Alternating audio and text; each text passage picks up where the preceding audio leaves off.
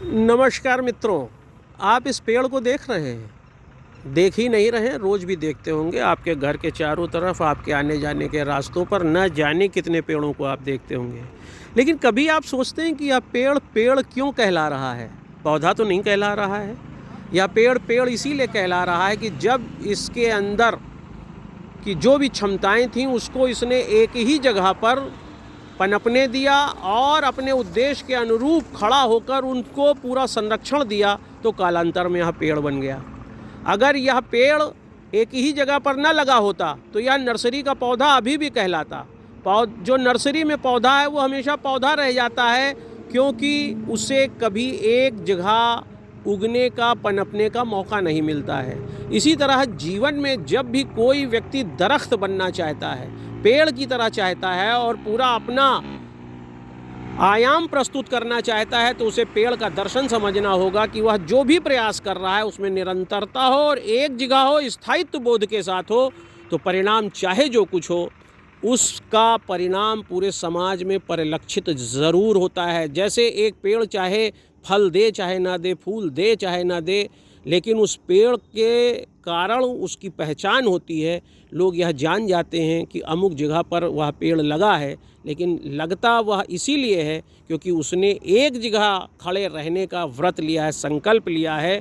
और जिस दिन आप इस तथ्य को जान जाते हैं कि हमें अपने जीवन के उद्देश्यों को प्राप्त करने के लिए सबसे पहले यह सुनिश्चित करना होगा वह स्थान जहाँ पर हमको अपने अंदर की प्रतिभा को निकालना है।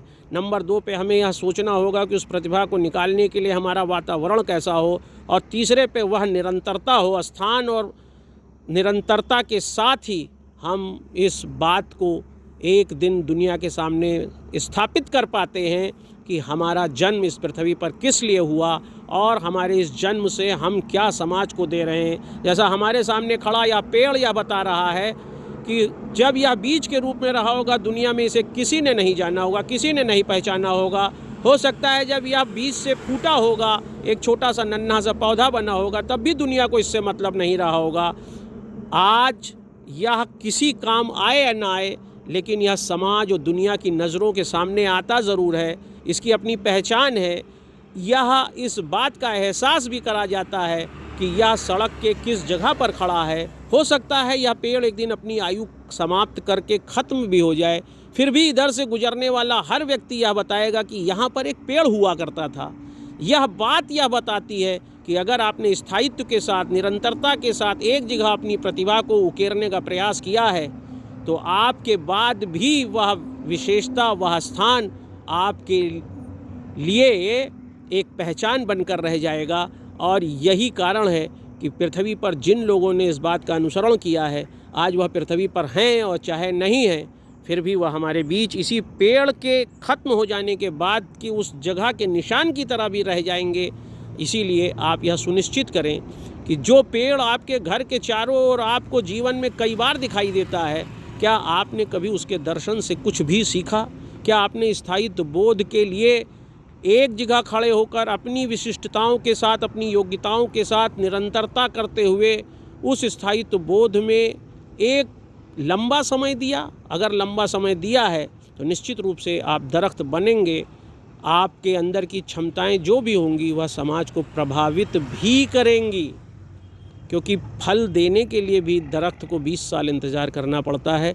आप समय की क्षमताओं को पहचान कर अपने को पेड़ बनाने की आदत डालिए। नर्सरी का पौधा मत बनाइए, क्योंकि नर्सरी के पौधों को कोई भी उठा कर ले जा सकता है। उसके बारे में कोई पहचान नहीं होती है, क्योंकि वह जहाँ चला गया वहाँ के लिए वह चला गया, उससे कभी फल नहीं निकल सकता है। नर्सरी में पौधे की तो कल्पना हो सकती, पेड़ की कल्पना नहीं हो सकती है।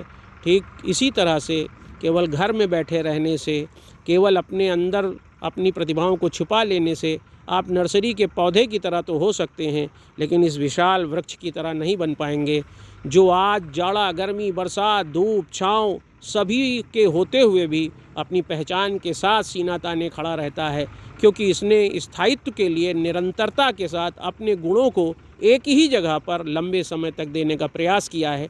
यही कारण है कि यह पेड़ है, यही कारण है यह पेड़ कहलाता है, पौधा नहीं कहलाता। जिस दिन आप इस दर्शन को समझ जाएंगे, आप अपने अंदर की क्षमताओं को समाज में देना सीख जाएंगे। यही अखिल भारतीय अधिकार संगठन की अपेक्षा है।